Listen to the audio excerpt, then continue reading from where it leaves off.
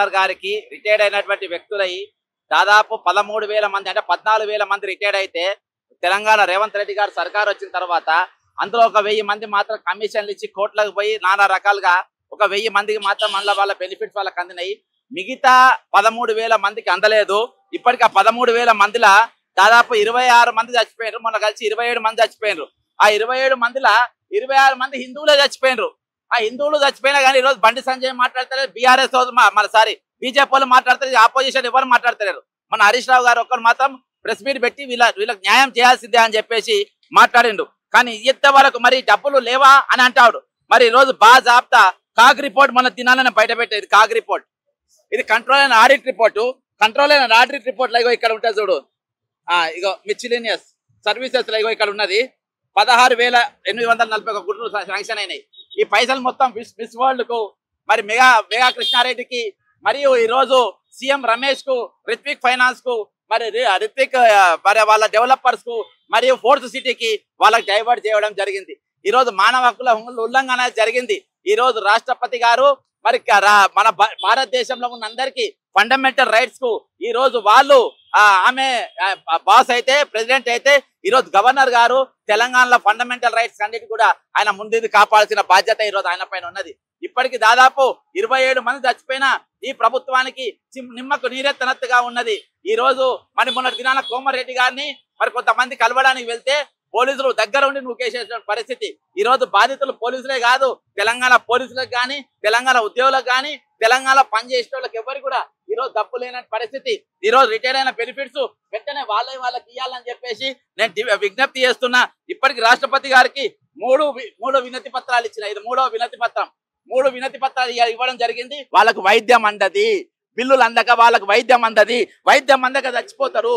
వైద్యం అందక చచ్చిపోయిందే కొండే సారు, వైద్యం అందక చచ్చిపోయిందే సోమిరెడ్డి సారు, వైద్యం అందక చచ్చిపోయిందే ఈరోజు మధుసూదన్ రావు గారు, వైద్యం అందక చచ్చిపోయిందే ఈరోజు కొండే సారు. ఈ విధంగా అనేక మంది ఈ రోజు ఇయాటికి ప్రాణాపాయ స్థితిలో ఉన్నారు. చాలా మందికి పక్షవాతం వచ్చింది రిటైర్డ్ అయిన 13,000 మందిలలో. చాలా మంది ఈ రోజు కాళ్ళు చేతులు ఇరిగి ఇళ్లలో ఉన్నారు. చాలా మంది ఈ రోజు బెయిన్ హ్యామరేజ్ తో బాధపడుతున్నారు.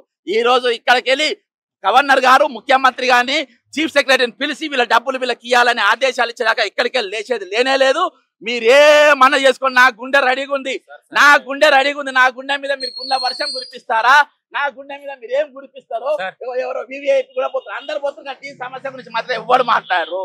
ఈ ఇష్యూ ఎవరు మాట్లాడు? లోపడి పోతారు, ఫోటోలు దిగుతారు, వస్తారు. ఈ రోజు యూనియన్లు మాట్లాడే, సంఘాలు మాట్లాడే ఎవరు మాట్లాడు? నేను ఒకటే చెప్తున్నా, ఇక్కడికి వెళ్ళి బాస్ ఇక్కడికి వెళ్ళి లేచేది లేనే లేదు. గవర్నర్ గారికి నేను 3 వినతి పత్రాలు ఇచ్చిన. నా వినతి పత్రం ఏ గార్బేజ్ లో పడేసినో చెప్పాలి. నేను ఇచ్చిన వినతి పత్రాలు, నేను ఇచ్చిన సాక్ష్యాలతో ఇచ్చిన డాక్యుమెంట్ ఎక్కడ పడేసిండో అవి నాకు చూపియాలి. లేకుంటే దీని లెక్కనే బుట్టల దాఖలు చేసిండ్రా. 3 డాక్యుమెంట్లు ఇస్తే ఈ రోజు ఒక్కొక్కటి సాక్ష్యంతో సహా ఇచ్చిన. కాగ్ రిపోర్ట్ పెట్టించిన. ఈ రోజు వాళ్ళని జైల్లో పెట్టాల్సిన పరిస్థితి. ఈ రోజు రేవంత్ రెడ్డి గారిని జైల్లో పెట్టాలి, పట్టి గారిని జైల్లో పెట్టాలి, చీఫ్ సెక్రటరీని జైల్లో పెట్టాలి, సందీప్ కుమార్ సుల్తాని అనేటువంటి జైల్లో పెట్టాలి. ఈ రోజు వాళ్ళని పెట్టకుండా ఈ రిపోర్ట్లు ఇచ్చిన మేము, ఈ రిపోర్ట్ బయట పెట్టిన మేము, దీని గురించి ఏది మన ఈ గవర్నర్ సాక్షిగా పాస్ అయినటువంటి బిల్లు గురించి మాట్లాడిన వాళ్ళు ఈ రోజు దీని మీద చర్యలు ఏ విధంగా తీసుకోరు? ఎందుకు మౌనంగా ఉంటున్నారు? ఈ రోజు లాస్ట్ కు వాళ్ళకు చివరికి వాళ్ళకు వైద్యం కూడా అందకుండా చచ్చిపోతా ఉన్నారు. వైద్యం అందక చచ్చిపోయే దౌర్భాగ్యం ఈ రోజు ఈ తెలంగాణలో ఉన్నది. దౌర్భాగ్యం ఇంతకు మించిన దౌర్భాగ్యం ఏముంటుంది చెప్పండి? ఇంతకు మించి నన్ను కాదు అరెస్ట్ చేసేది. మీరు అరెస్ట్ చేస్తే కాగ్ రిపోర్ట్ పర్వాలేదు, నాకు ఏం ఇబ్బంది లేదు. ఇలా ఏం పెద్ద తలపులు నేను అడుగుతలేరు. ఇలా ఏం పెద్ద గొప్ప కార్యాలు ఏమైతే లేవు, ప్రజలకు పెద్దగా ఏమో ఉపయోగపడతలేరు. కాబట్టి నేను విన్నవించుకునేది ఏంటంటే, ఇక్కడ గవర్నర్ గారు పిలవాలి, వాళ్ళతో జైల్లో పోయిండ్రు, ముఖ్యమంత్రి బిడ్డలు జైలుకు పోయిండ్రు, లాస్ట్ కు మన చిదంబరం గారు కూడా జైలుకు పోయిండ్రు. అదే ఈ రోజు వీళ్ళందరూ కూడా జైల్లో ఉండాల్సిన తెలియని వాళ్ళందరికీ, వాళ్ళు ఎవరెవరు తప్పు చేస్తున్నారో అందరికి తెలియని, అందరికి ఎవరెవరు ఏమేమి తప్పు చేస్తున్నారో ఈ రోజు అందరికి తెలియని, ఈ తెలంగాణలో ఏం జరుగుతుందో తెలియని, తెలంగాణ ఉద్యోగుల యొక్క హక్కులు ఏ విధంగా భంగం కలుగుతుందో తెలియని, ఈ రోజు తెలంగాణలో ఉన్నటువంటి జీవులు ఉద్యోగులు ఏ విధంగా మరణిస్తుండ్రో అందరికి తెలియని, ఈ రోజు ఇక్కడ విఐపి కల్చర్ అనేది పనిచేయదు. ఈ రోజు లాస్ట్ కు ఏది మమ్మల్ని మా మీద కేసులు పెట్టి శాంతి భద్రతలు కాపాడే పోలీసులు కూడా ఈ రోజు మరణించే పరిస్థితి వచ్చిందంటే ఇంత మించిన దౌర్భాగ్యం ఏముంటుంది చెప్పండి? ఒక పవర్ఫుల్ బాలకృష్ణ అంటే పవర్ఫుల్ సర్కిల్ ఇన్స్పెక్టర్. ఆయన పైసలు అందక గుండాకి చచ్చిపోయాడు. ఆయన బిడ్డ కట్నం ఇయ్యలేదని ఆత్మహత్య చేసుకున్నది, ఉరేసుకొని చచ్చిపోయింది. ఇంత మించిన దౌర్భాగ్యం ఏమని ఉంటుందా? ఇంత సారీ కాగ్ రిపోర్ట్ నేను 3 రీప్రైండ్ చేసిన, 3 కూడా గుట్ట దాఖలు చేసిండ్రు. ఈ రోజు కాగ్ రిపోర్ట్ ఇక రిటైర్డ్ అయిన వ్యక్తులకు 16,681 కోట్ల రూపాయలు ఇవ్వాలని చెప్పింది. దానిపైన ఎవరికి చచ్చిపోయిన వాళ్ళని పట్టుకొస్తారా? మీరు ఎక్కడ ఇప్పిస్తారు? అదే సిఐ చచ్చిపోయిన ఇక్కడ సిఐ బాలకృష్ణ చచ్చిపోయాడు. అవసరం నేను 3 ఇచ్చినా, ఇగో చింపి పడేస్తున్నా కదా, ఇగో చింపేసిన అక్కడ ఇచ్చిన 3 ఇచ్చిన అవేమైనాయి 3 రీప్రైజ్ ఇస్తే పిచ్చోళ్ళని చూసినాడు యువర్ ఎక్సలెన్స్ అని చెప్పి. అదే మేము దేనికోసం వచ్చినాం? ఇక్కడ పనిలేక వచ్చినాం. ఈరోజు ఆరోగ్య భద్రత కింద దాచిపెట్టిన పైసలు కూడా ఖర్చు పెట్టుకున్నారు. ఎందుకు సోదు చెప్పండి? గవర్నర్ గారు ఎవరిక్కడ?